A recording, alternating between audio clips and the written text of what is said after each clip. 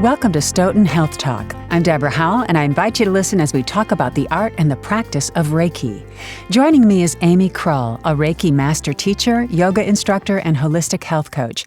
Amy, such a pleasure to have you with us today. Thank you. Yes. So Reiki is such an intriguing topic, especially, during these days when so many of us are still a bit stressed out from the pandemic and all the life changes it's brought our way. Can you define for us what Reiki is and what it hopes to achieve? Yes, definitely. So Reiki it's one of those things that's hard to explain because it is so all-encompassing. But really, it's a healing modality. So much like going to an acupuncture appointment, I like to tell people it's acupuncture without needles. And so basically, I'm dealing with your energy. So it's great for healing physical ailments. I see a lot of people for plantar fasciitis, shoulder pain, things like that. But it goes further than that, and that it's really like a holistic system. It's going to balance you. It's going to heal any areas you need healing. It's going to harmonize. So it's dealing with all aspects of the body, mind, spirit, emotions, any kind of physical part of the body. So the hormone system, digestive system, everything. And then it even goes further than that in that it gets into your personal development, spiritual awareness. And I like to tell people it gets you back to you. It gets you back to your essence, to your soul. So I know that's a lot of things all in one definition. But what I love to tell people is that when I'm with someone, I'm facilitating the energy. And then their healing system is what's actually doing the healing. So your body intrinsically knows what it needs. And so your healing system kicks in. So it's not like we have to figure it out, like, how do I fix this problem? Because your healing system already really knows how to do it. Incredible. I don't know if that... No, that's a beautiful explanation. And what is the chakra system? Yeah, so in Reiki, those energy centers that I talked about are the different chakras in the body. So there's 7 different energy systems in the body. And you can think of these as mini vortexes or like a spinning wheel. So I like to tell people, think of what on TV you'd see people trying to spin plates and keep them all spinning up on a stick. I don't know if I can explain it very well. No, of course. So when they're spinning great, everything's working, but then they start to get a little wobbly and they get a little off and then they fall off. So that's what we want with our chakras. We want them spinning at a great speed. We want them not wobbly. And so each chakra corresponds to a different body part. It corresponds to different things in our life. So for instance, the root chakra is really tied into survival. Are my basic needs getting met? So that's where if someone comes to me with a lot of anxiety, that's going to let a lot of that anxiety go. So hands on their feet. This makes them feel really safe, protected, it grounds them. And then that energy is just able to kind of release and let go. Moving on up, you've got the second chakra or the sacral chakra. And that's really tied into our creativity, obviously like our reproductive organs. So really into exploring and just jumping into life. So that is a great chakra for anybody who's been through trauma, been through certain abuses, like it's for sexual abuse. It's a great place to release a lot of that energy that gets pent up there. And so moving on up, we've got solar plexus, which is the third chakra. And that's going to be really your ego, like how you identify yourself, your personality, that inner fire, that inner strength. So a lot of times I'm building that up in people, bringing in some great rejuvenating energy there, almost like I am building a fire in people. And then that's when your ideas can come about, your personal development, kind of getting back to yourself there. So then heart is next. So it's associated with the green color and it includes your arms. So it's the only chakra that has a horizontal aspect to it, but that's compassion, love, not only for yourself, but for others. It's tied in to your shoulders too. And shoulders really represent burdens we're carrying or ancestral or family cycles or patterns that maybe you're ready to release and break through those, really tied into karma. So I can help people really release a karmic cycle that they feel like they just keep doing and you get to start over and start fresh. So shoulders are big for people. Throat chakra, speaking your truth, right? Yeah. Speaking from your heart, speaking from your soul. And it also includes listening, which I think is interesting. Third eye, so good for people who overthink.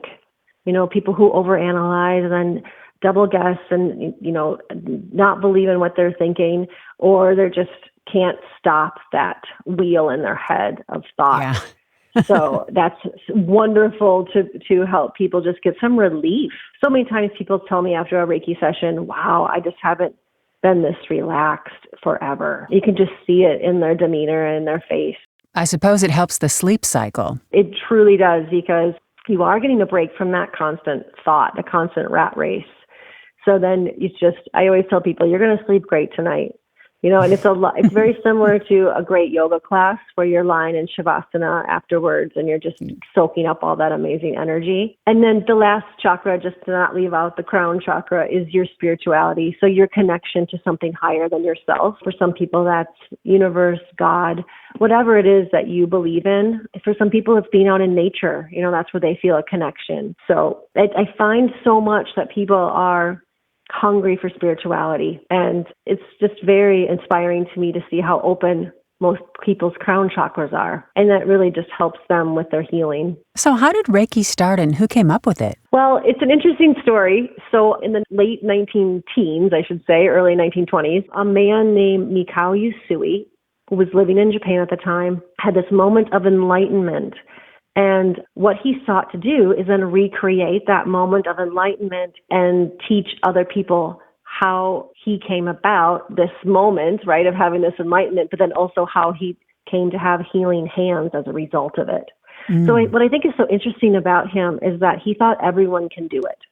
This isn't just for certain people. So I work with people one-on-one as a practitioner, but I also teach it. And so I love teaching people about Reiki, attuning them to the energy, and then having them be able to heal themselves and others. But so yes, his name was Mikao Usui, and then it was brought to the West.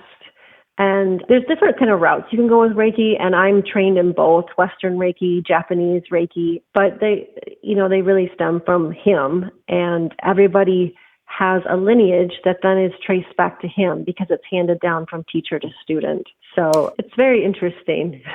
I'm sure there's so many more layers you could go into, but since it's a shorter podcast, we'll move on to the next question, which is, what does a Reiki session look like?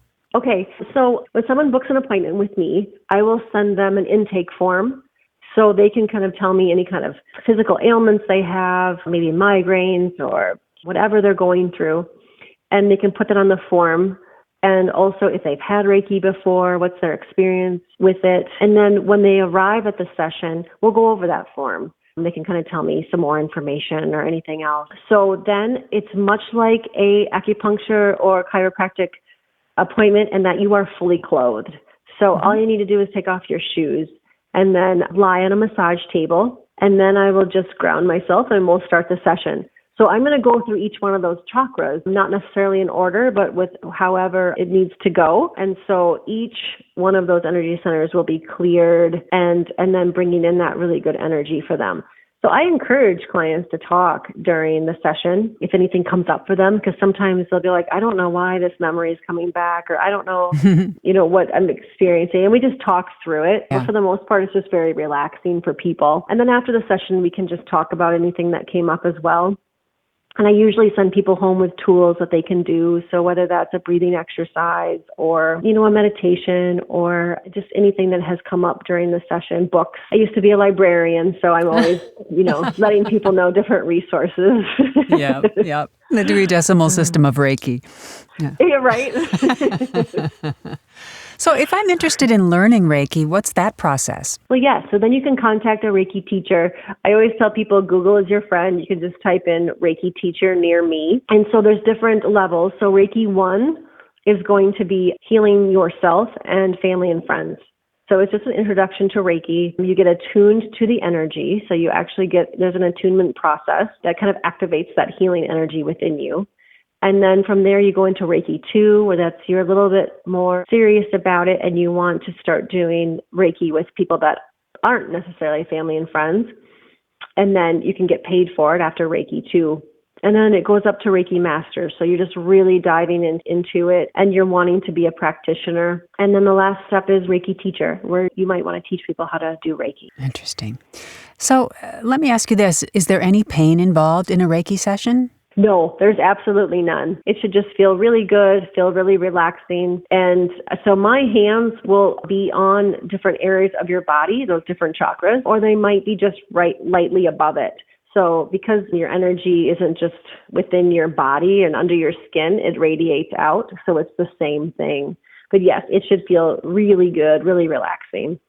Okay. So are most of your patients coming to you for more mental reasons, mental health reasons, or for pain management? I'd say right now it's about 50-50. Most people I'm seeing are for anxiety, definitely. And I love that people are recognizing that this is a tool that can help them. Most people I'm seeing are already seeing a therapist. So I'm really just dealing with the energy part of their anxiety, giving them tools, releasing a lot of those feelings. And then the other half of the people I see, it is for pain, like a lot of sciatica, back pain, things like that. But I'm always going to talk to them about emotional reasons behind that pain as well, so we can kind of really get to the root of that pain. Sure, sure. I have so many questions for you, but is there a particular way you'd like to wrap up our conversation today? I'm sure. Do you think you'd like to do a meditation? Absolutely. Okay. All right. We'll do a short meditation. Actually, how much time should we do for this? Do you have maybe a 5-minute meditation? Okay. Yes, let's do that. Okay. So we'll do a meditation called the 3 Diamonds, and I'll just have you close your eyes, kind of settle into your chair, put both feet on the floor, uncross the legs if that's what you're doing. How did you know my legs? Because I just uncrossed mine, right? Okay. Okay. Yes. So the first thing we're going to do is just take our hands to our abdomen. So that second chakra area. And you can just close your eyes, have both hands on that area. And this is what is called in Reiki, it's called your hara. So this is where the life force energy of Reiki is housed in your body. Mm-hmm. And so just breathing into this area, you can imagine your breath, it's just with every inhale in, is reaching all the way down to your hara. And then breathing that all out, taking that time to really exhale.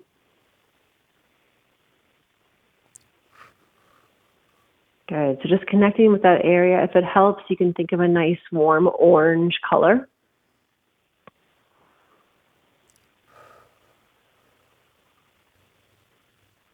Good. And then from there, let's take our hands and move both hands up to our heart. So we're connecting our hara to our heart. So you can imagine this orange is like a bridge, and it comes into the green heart area. Nice. So maybe your green is green grass. Maybe it's just a brilliant, bright green. It's a forest of trees for me. Oh, nice. Just breathing in that air, you can almost feel like you can smell the forest.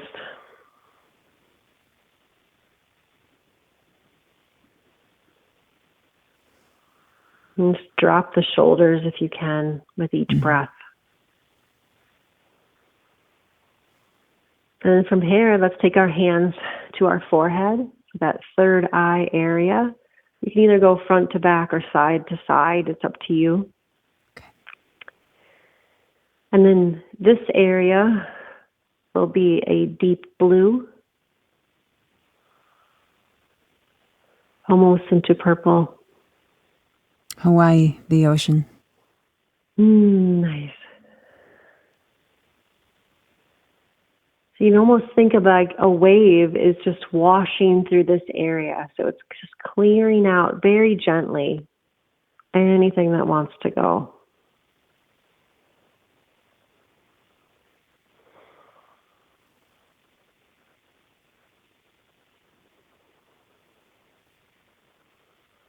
Good. And then from there, we're going to take our hands back to our heart. So we're bridging the third eye energy back to the heart.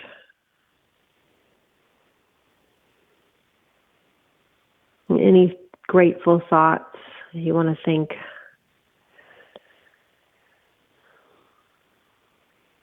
Good. And then from there, you can take your hand and return them to your hara. So back into that warm orange area. Mm-hmm.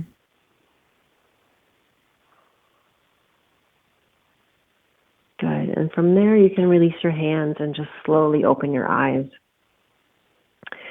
So that is a wonderful meditation called the 3 Diamonds. And it's just a really good way to ground and connect with those 3 different areas in the body.